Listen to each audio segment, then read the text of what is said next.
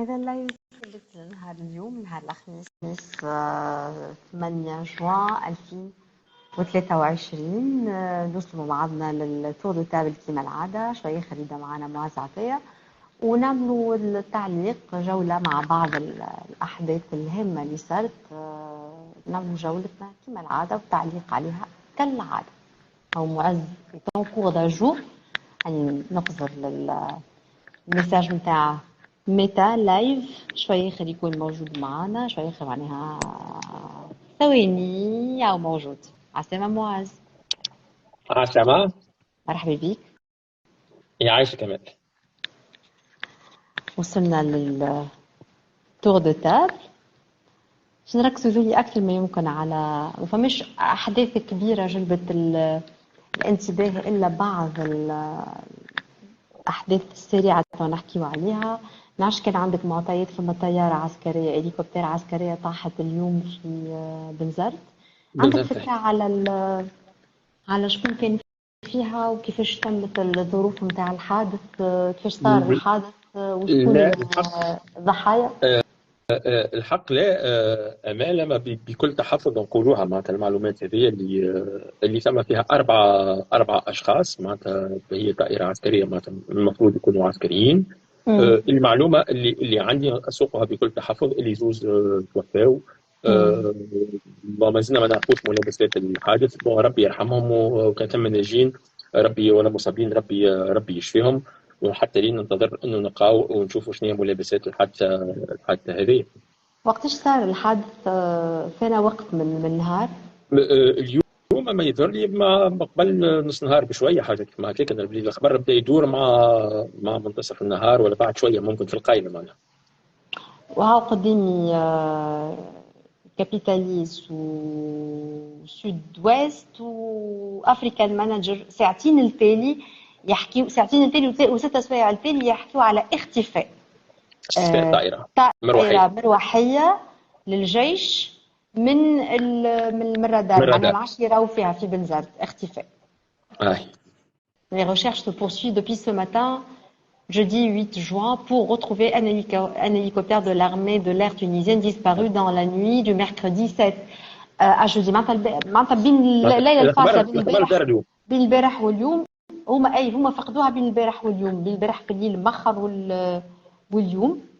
لكن مانيش قاعدة نرى في معطيات على لحظة بركة الضحايا يعني. En tout cas, on n'a pas encore les chiffres. Il n'y a même pas une mise à jour des données. Bref. معز وين مشيت؟ علاش اختفيت يا معز؟ نعاود نبعث انفيتاسيون لمعز مرة أخرى. معرفش علاش خرج من اللايف.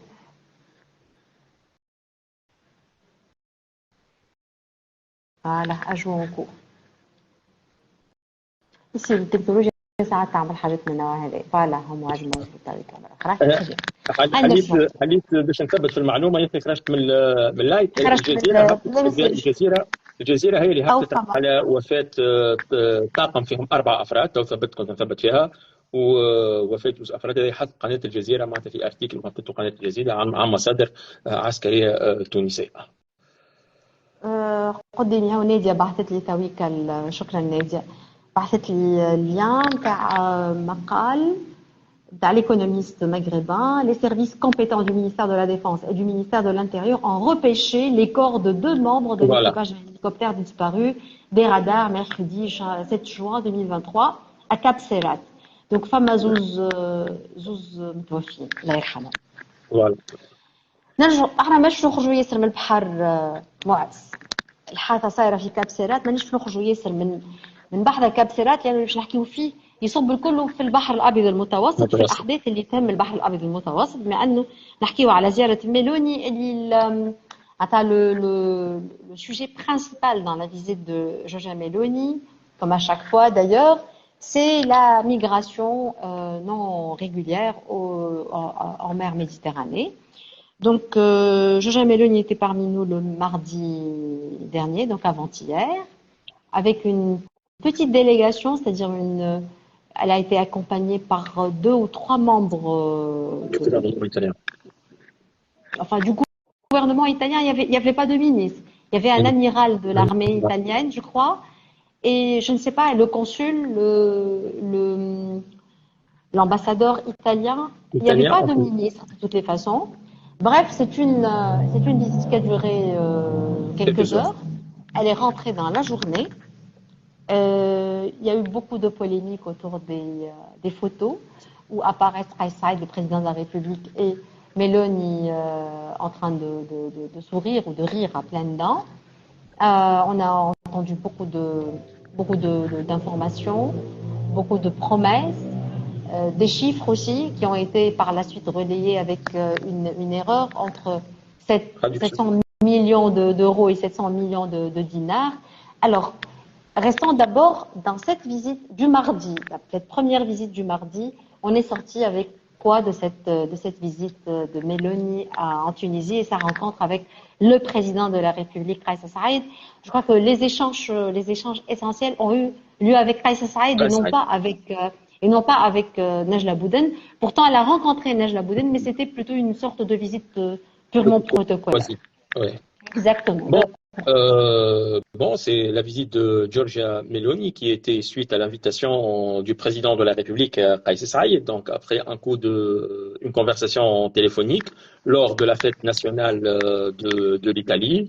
Donc, il y avait quelques jours. Donc, Kais Saïed a invité Giorgia Meloni, la chef du gouvernement italien. Bon, c'est clair que l'Italie est un point qui est très très important pour la Tunisie. C'est un pays partenaire. Depuis 2022, l'Italie, c'est le premier partenaire commercial de la Tunisie. Donc l'Italie, elle a dépassé la France au niveau des échanges commerciaux. Ce n'est plus la France. Ce n'est plus la France depuis 2022.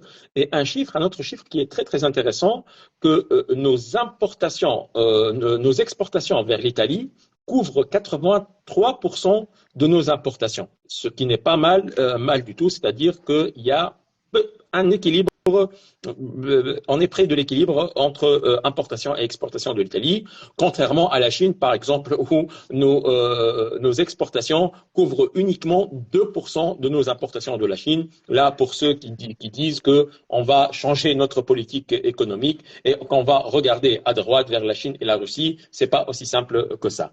Mais malheureusement, c'est facile à faire, oui. C'est pas impossible et c'est pas mauvais de toutes les façons, mais ça ne se fait pas en un claquement de doigts. Voilà, exactement.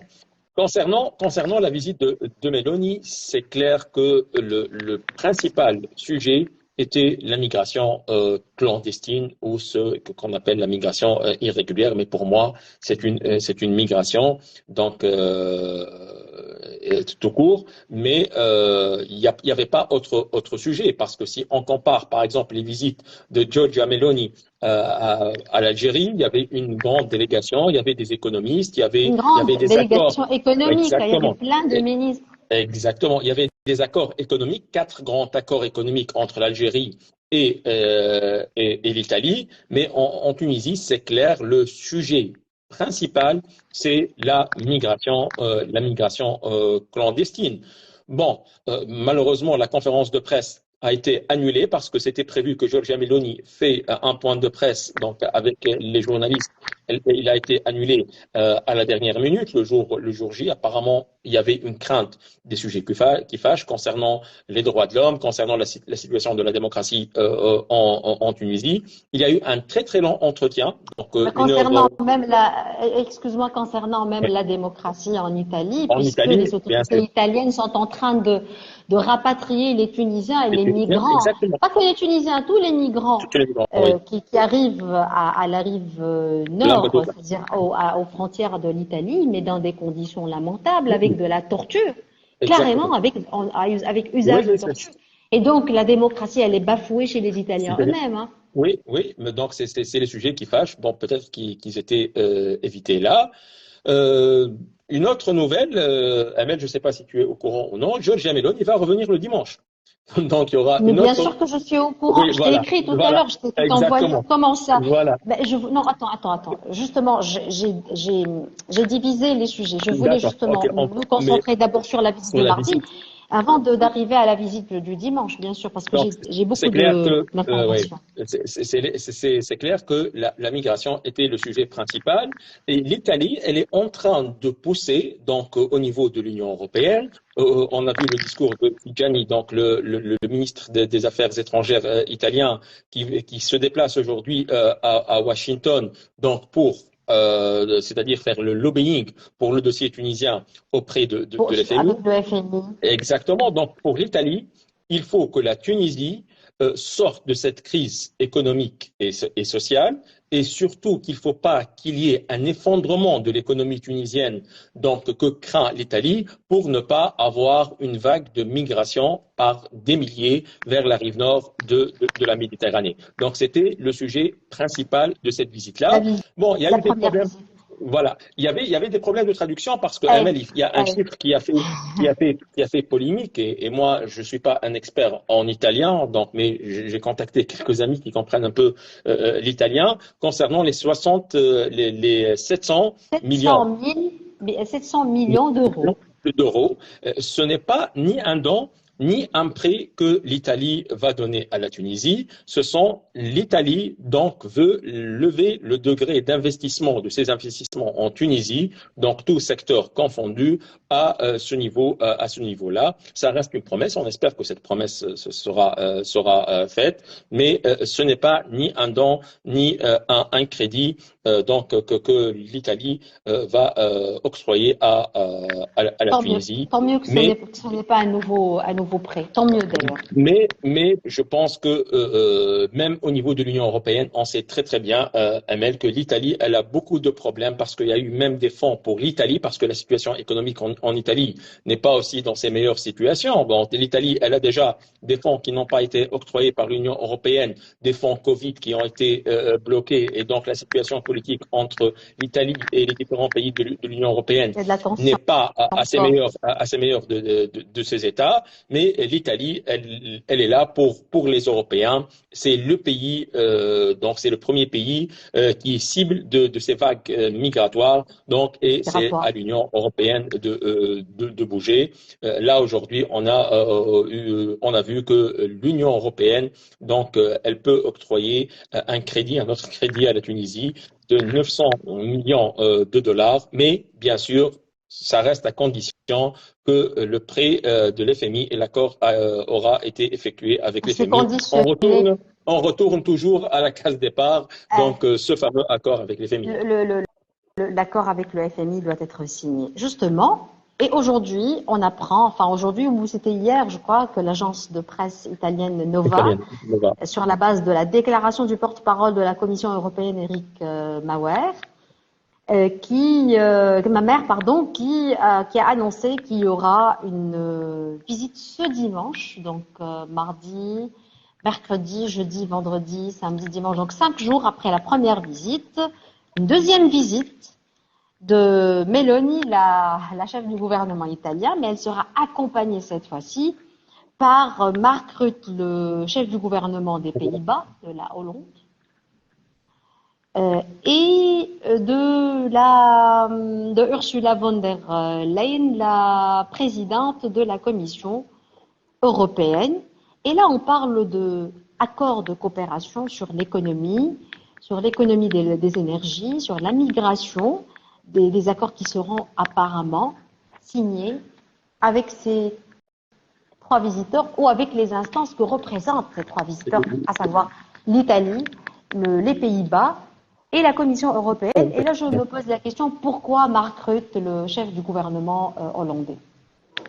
Bon, apparemment c'est une délégation qui a été choisie par des commissions de l'Union européenne, parce que il y a toujours des visites de ce genre-là. Donc cette visite, Meloni ne représente pas l'Italie, mais là on parle d'une délégation de l'Union européenne. Mais la présence de Meloni, elle est révélatrice, Amel, parce que apparemment, et le schéma, je pense qu'il est clair là, la Tunisie, l'Union européenne, le lien entre les deux, c'est c'est l'Italie et c'est la présidente du gouvernement italien, c'est Meloni. Donc c'est elle qui détient le dossier est là pour des accords, pour améliorer la situation économique en Tunisie, pour faire des accords, pour faire des projets, que ce soit des projets italiens ou des projets de l'Union européenne. Donc le vis-à-vis, c'est Meloni. Pour moi, franchement, je ne trouve aucun inconvénient, Amel. Pour nous, l'Italie est un partenaire, l'Europe est un partenaire. Si on sait bien négocier et mettre sur la table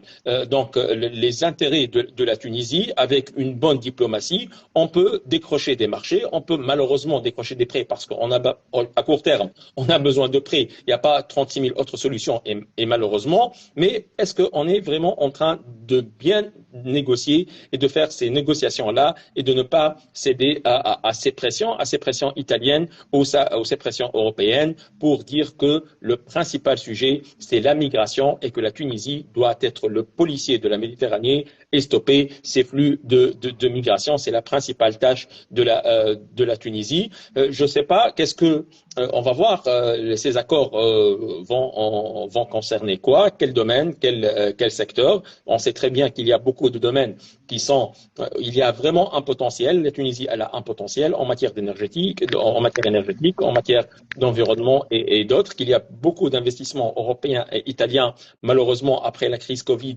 et durant les dernières années, ces investissements ont diminué. Donc, j'espère qu'on trouvera notre compte comme étant pays souverain. Mais on voit pas, je pense qu'on n'est pas en train de bien négocier ces accords-là, et on n'est pas en train de négocier et de profiter de cette situation, parce que tout simplement, Ahmed, il n'y a pas un dialogue national, on voit pas une cohésion entre toutes les différentes parties tunisiennes, gouvernement, je ne vais pas dire opposition, mais surtout gouvernement et surtout les experts qu'on a, l'UGTT, UTICA, etc., pour essayer de trouver un terrain favorable à un investissement ou à des investissements étrangers ou même des investissements tunisiens dans cette période-là. Et notre pays, malheureusement, passe par une crise financière qui se traduit au niveau du budget de l'État de 2023 et une crise économique qui ne cesse d'être visible pour tout citoyen. Donc mais j'espère qu'on est conscient de l'ampleur de cette crise-là, parce que quand je vois certaines déclarations, surtout des gens proches du pouvoir, je me dis certains peut-être ne vivent pas en Tunisie, ils vivent dans un autre pays, quoi. De toutes les manières, à mon avis, je lis ce qui se passe, je lis la succession des événements, je lis les images aussi, les photos, puisque c'est mon travail. Il est clair et net qu'une personne est en train de négocier, c'est Kais Saïed est en train de négocier justement cet échange. On vous donne quoi contre quoi, et c'est Meloni qui est en train de négocier. Exactement. Aussi. De toutes les manières, c'est clair et net qu'il y a un package qui a été déjà négocié entre Kais Saïed et Meloni. Nous ne connaissons pas les dessous, c'est-à-dire tous les détails de la dernière visite. Et les choses vont commencer à devenir un peu plus claires avec la visite de ce dimanche. Juste après le tour de table, je vais recevoir Majdi Karberi d'Italie. Majdi Karberi qui est un activiste politique et un ancien député à l'ARP de 2019. On parlera justement de cette grande vigueur, de cette énergie débordante de Giorgia Meloni, de l'Italie, pour ramener des choses au profit de la Tunisie, entre guillemets. Mais je pose toujours la question, le prix qu'on payera sera quoi exactement? Ça ne va pas être gratuit. Impossible que ça va être gratuit. Juste un point, Amel, parce que c'est très important ce que tu viens de dire là. Le schéma, il est clair là. Donc le lien, l'anneau qui fait le lien, c'est Giorgia Meloni entre l'Union européenne et la Tunisie. Et c'est clair que la deuxième visite, comme tu l'as dit, c'est une continuité après la première visite. Mais je suis d'accord que Meloni, elle représente l'Italie. C'est pas nous qu'on a mis Giorgia Meloni comme étant chef du gouvernement italien. Mais il y a vraiment, moi, comme étant un Tunisien et quelqu'un qui suit l'actualité en Tunisie, bien sûr, on ne demande pas à la Tunisie de ne pas négocier ou de ne pas recevoir Giorgia Meloni. Elle représente l'Italie, qui est un pays proche de la Tunisie, qu'on le veuille ou pas, même géographiquement, mais le président déclare que Giorgia Meloni, il salue le courage de Giorgia Meloni, qu'elle dise ce que les autres pensent elle dit à haute voix ce que les autres pensent et refuse de dire à haute voix. Voilà. Donc, saluer le courage de Giorgia Meloni, il faut revenir en arrière et voir les discours de Giorgia Meloni lors de sa campagne électorale envers les immigrants, envers les musulmans, envers les arabes. Moi, personnellement, pour moi, elle n'a pas un courage à saluer. C'est une dame qui, c'est vrai, pour nous, la Tunisie, elle représente l'Italie. On est face à une responsable et chef du gouvernement italien. Mais moi, personnellement, j'aurais pas aimé que le président de la République salue le courage d'une femme de l'extrême droite qui mène une politique anti-immigration, anti-arabe, anti-musulman. Ça, c'est pas un courage, c'est du racisme. Ça ne dérange pas le président. Ça ne dérange pas du tout le président. N'oublie pas qu'au début du mois de février dernier, le président a tenu un discours qui ressemble un peu à ça et qui a parlé de cette théorie du remplacement, sur laquelle Meloni a basé une très grande partie de sa campagne électorale pour accéder au poste de chef du gouvernement. Alors, pour finir, Mouaz, avant de recevoir Majdi Kalbea et lui donner la parole pour justement effectivement faire la lecture, une autre lecture d'un autre point de vue avec toutes les connaissances qu'il a, Majdi Kalbea, sa position en Italie lui permet justement d'avoir un regard beaucoup plus large que nous ici en Tunisie. Il connaît ce que les médias disent, ce qui est dit en off, ce que les politiciens disent aussi. Il connaît beaucoup mieux que toi et moi, Giorgia Meloni, et quels sont les motifs qui sont en train de la faire bouger pour octroyer le prêt du FMI au profit de la Tunisie et le fait de ramener justement cette délégation de la Commission européenne pour négocier avec le président de la République pour le rencontrer le dimanche prochain. J'espère que ça va être des négociations, donc un dialogue, une discussion, des échanges sur une base sur la base de l'égalité et non pas un projet qu'on vient proposer comme ça à la Tunisie et nous pousser à l'accepter.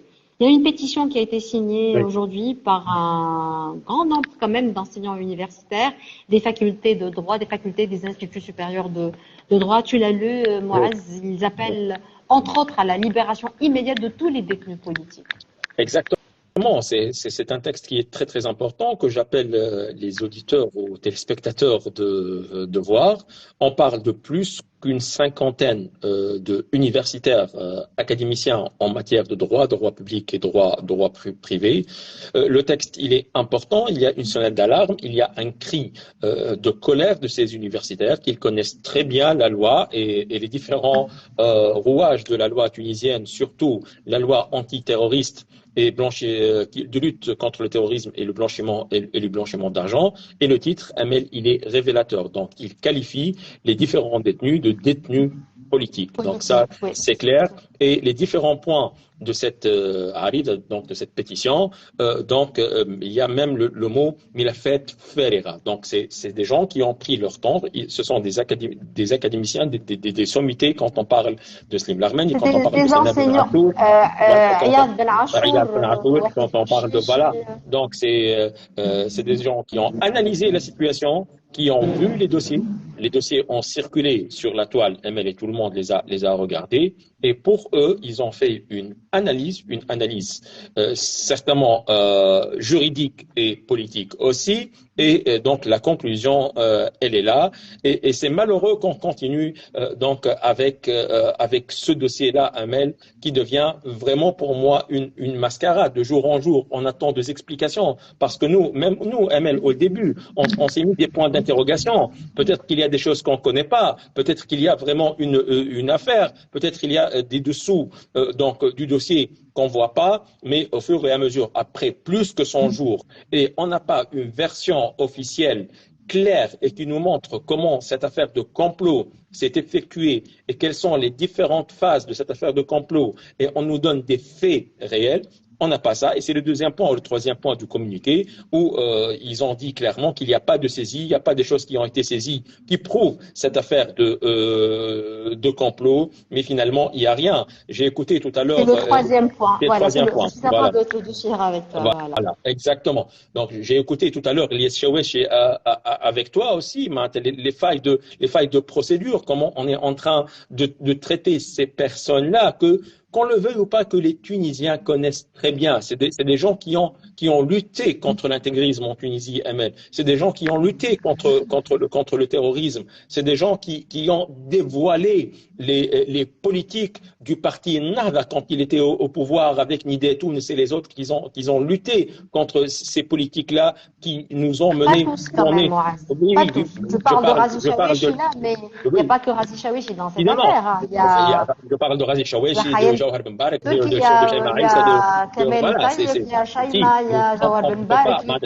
Jawhar qui s'est rapproché ces dernières années, trop rapproché de Ajdaranouch et de la Nahda.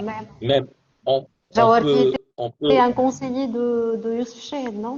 Il était conseiller de Lies Farfer. Il était conseiller de Lies Farfer. Bon, on peut débattre autour des positions politiques des uns et des autres, même par rapport aux détenus de Nahda. Mais là, ça, on parle pas politique, ML, on parle d'un dossier judiciaire. Aujourd'hui, qu'est-ce qu'il y a dans les dossiers pour que tout ce beau monde est arrêté sans aucune interprétation ou sans aucune déclaration du parquet de la justice qui nous prouve et qui nous démontre vraiment qu'il y a une affaire de complot contre l'État. Malheureusement, on commence à normaliser avec cet État-là. C'est des gens qui sont en prison, c'est des détenus politiques qui sont en prison depuis plus que 100 jours et rien de nouveau au niveau du dossier. Malheureusement, c'est une tache noire et c'est un point noir qui va suivre ce processus de 25 juillet. Sans parler de la justice, ML, maintenant, on ne peut plus parler. Une question.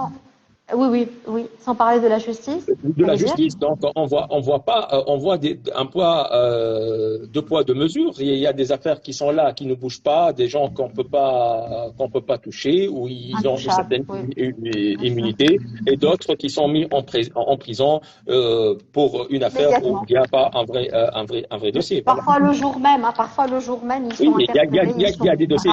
Bon, on se rappelle de l'affaire.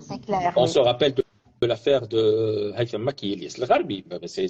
C'était 15, 16, 17, 18 des dates. Donc le dossier, les policiers, ils ont porté une plainte, je pense que le 15. Le 16, le dossier, il est passé. Il y a eu le parquet, il les a appelés, interrogatoire. Donc c'était très, très, très, très rapide. Donc c'est une vitesse de la lumière. Je voudrais revenir justement au sujet de notre, de cette nouvelle activité, cette nouvelle news. Je parle de cette pétition. C'est-à-dire qu'elle aura quel impact? Quel impact? Un impact au niveau de l'opinion publique. Peut-être, je ne le pense pas, peut-être un impact pour les intellectuels qui suivent cette affaire. Peut-être que ça va leur donner une idée d'un regard de l'extérieur par rapport à cette affaire-là, parce qu'on n'a que la version des avocats et la version du pouvoir qui était la version de Qais Saïd, Man yubarri'uhum fahuwa sharikun lahum. Là, on a une vision d'académiciens, de plus que 50 académiciens. On ne parle pas de 1 ou de 2 ou de 3 personnes. C'est vrai qu'il y a des académiciens qui sont politisés, qui ont fait de la politique, mais là, pour moi, c'est un détail. Mais un impact au niveau de la justice, au point de vue du pouvoir, pour trouver un dénouement à cette affaire-là, je ne le pense pas, malheureusement. D'accord. On va suivre de toutes les façons. Tu veux le chiffre exact, donc la liste que j'ai 50 et quelques. Comporte, je vais te dire, comporte 52 noms exactement. Mais je pense que la pétition est ouverte et que d'autres vont continuer à la signer. Très bien, merci Moaz. Merci, dans un petit moment, je reçois Simajdi Kalber justement pour faire la lecture de la visite de Giorgia Meloni du mardi dernier, mais aussi on va devancer un peu la visite surprise du dimanche prochain de Meloni, de van der Leyen et de Rutte le chef du gouvernement hollandais. Le dimanche prochain, ils viendront tous les trois rencontrer Kais Saïed, le président de la République tunisienne. Donc, à tout de suite. Merci Moaz, à la semaine prochaine. نرجع لكم بعد شوية مع نائب السابق في مجلس نواب الشعب سي مجدي كابعي من إيطاليا.